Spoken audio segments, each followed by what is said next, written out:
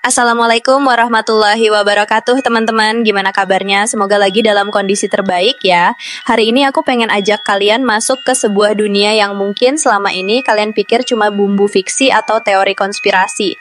Tapi percaya deh, ini lebih dari sekadar mitos. Pernah nggak sih kalian ngerasa ada sesuatu yang aneh di sekitar kita? Misalnya angka 666 yang katanya angka kutukan, atau simbol-simbol misterius di uang dolar Amerika. Tunggu dulu. Jangan buru-buru mikir ini cuman khayalan. Gimana kalau aku bilang, hal-hal itu ternyata punya benang merah dengan peradaban kuno Babilonia, terus nyambung ke sistem global yang kita pakai hari ini. Bahkan mungkin ada peta tersembunyi yang kita nggak sadar lagi kita ikutin. Serius teman-teman, ini bukan cerita horor yang bikin kalian tidur nggak nyenyak. Justru ini tentang membuka mata, ngelihat sejarah dari sisi yang mungkin selama ini luput dari perhatian. Tenang aja, aku nggak akan ngajak kalian mikirin hal-hal berat sampai otak serasa mau meledak.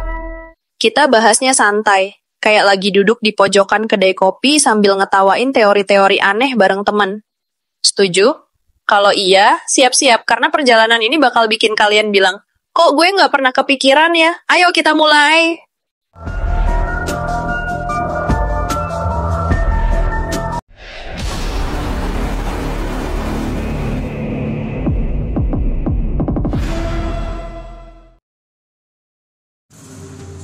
Oke, jadi gini teman-teman, kita balik dulu ke zaman kuno, zaman dimana teknologi belum ada, tapi manusia udah punya cara berpikir yang luar biasa maju. Kalian pernah dengar nama Nimrod? Kalau belum, nggak apa-apa, aku kasih tahu sedikit. Nimrod ini tokoh besar yang dikenal dalam sejarah Babel, salah satu peradaban paling tua di dunia. Nah, di zamannya, Nimrod ini memperkenalkan sistem angka yang disebut seksagesimal. Apa itu sistem seksagesimal? Singkatnya, ini adalah sistem hitungan yang berbasis angka 6 dan 60. Sekilas mungkin kedengarannya nggak penting, tapi tunggu dulu. Kalian sadar nggak kalau sampai hari ini, kita masih pakai sistem ini? Contoh gampangnya, coba lihat jam tangan kalian. 1 menit itu ada 60 detik, dan 1 jam ada 60 menit. Terus kalau kita ngomongin sudut dalam lingkaran, itu totalnya 360 derajat. Nah, semua itu, teman-teman, adalah warisan dari sistem seksagesimal yang dipakai sejak zaman Nimrod. Sekarang, mari kita hubungkan ke angka 666, angka yang sering disebut-sebut misterius. Dalam kitab Wahyu, angka ini digambarkan sebagai bilangan binatang atau bilangan manusia. Kenapa 666? Karena ini erat banget dengan cara Babilonia di bawah kepemimpinan Nimrod menggunakan angka dalam kehidupan mereka. Mereka membangun seluruh sistem mereka di atas dasar angka ini.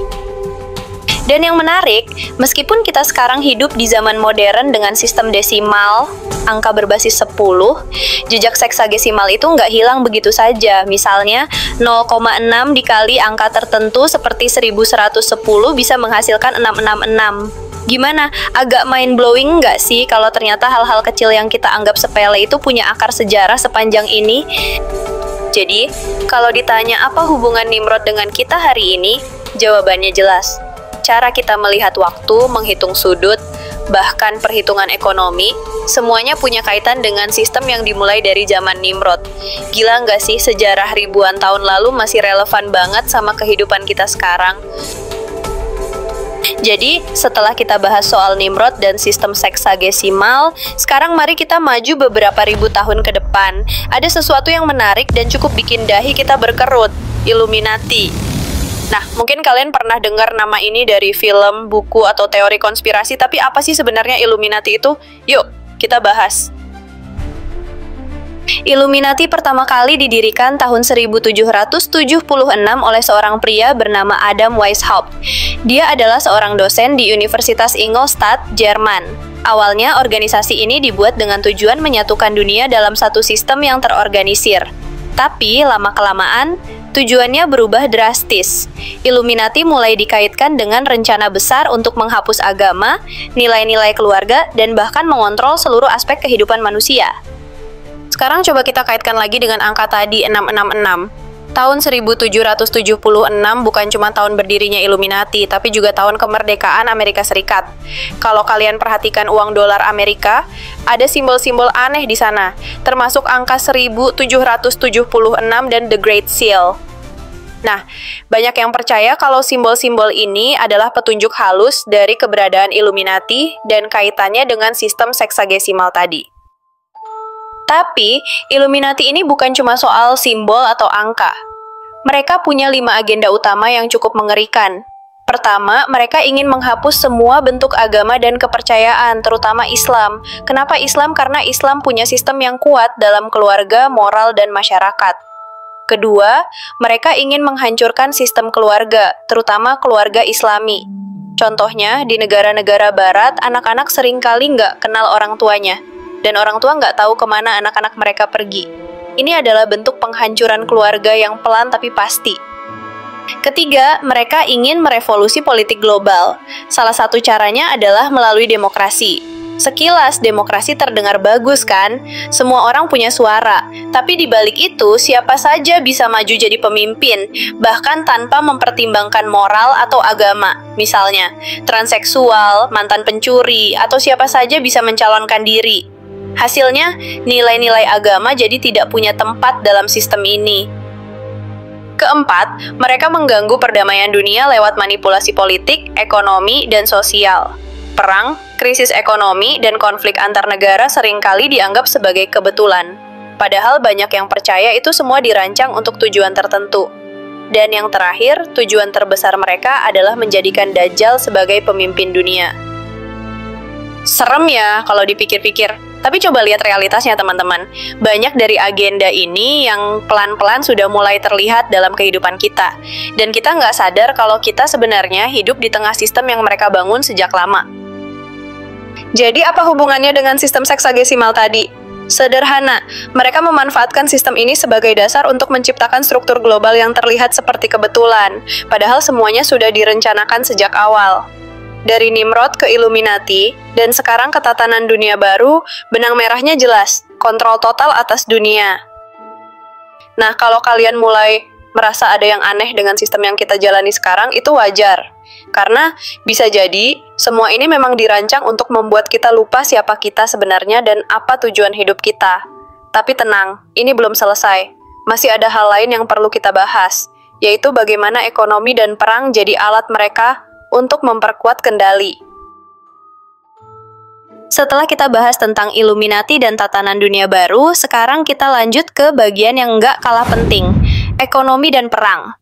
Dua hal ini kelihatannya nggak ada hubungannya, tapi sebenarnya mereka saling terhubung erat. Bahkan, bisa dibilang ini adalah dua senjata utama yang digunakan untuk mengontrol dunia.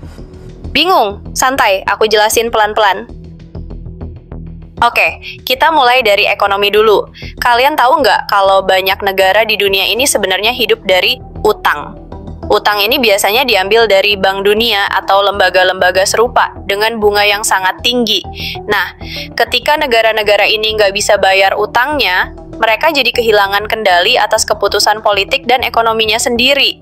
Misalnya, mereka terpaksa mematuhi syarat-syarat dari Bank Dunia yang kadang merugikan rakyatnya sendiri.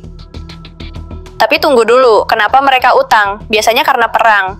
Disinilah titik hubungannya. Perang itu teman-teman seringkali dirancang supaya negara-negara terlibat dalam konflik besar. Ketika perang terjadi, negara butuh senjata. Senjata butuh uang. Dan uang itu biasanya nggak ada, jadi mereka utang.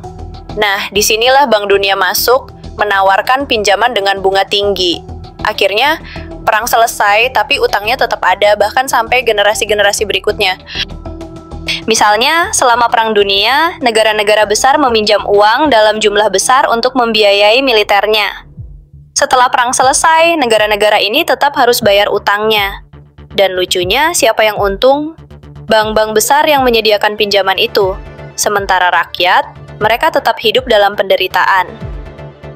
Lalu, apa hubungannya sama kita? Coba pikirkan barang-barang yang kita punya sekarang. Rumah, mobil, motor, bahkan sofa di ruang tamu. Berapa banyak dari barang-barang itu yang dibeli dengan kredit? Hampir semuanya, kan? Dan kredit ini biasanya melibatkan bunga atau yang kita kenal dengan riba. Jadi, meskipun kita nggak langsung terlibat dalam perang atau utang negara, kita sebenarnya juga terjebak dalam sistem yang sama.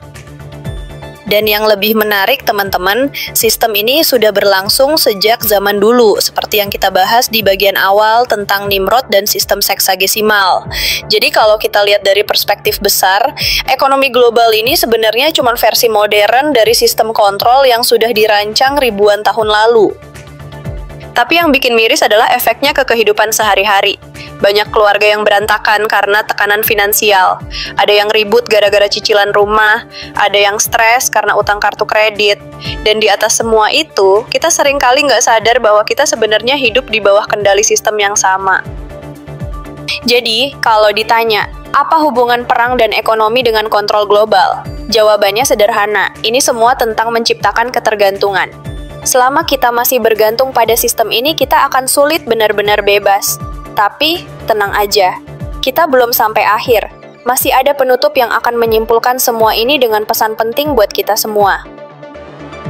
Oke teman-teman, jadi setelah kita bahas semua ini dari awal sampai akhir, mulai dari Nimrod dan sistem seksagesimal, Illuminati dan tatanan dunia baru, sampai bagaimana ekonomi global dan perang jadi alat kontrol, apa yang bisa kita simpulkan?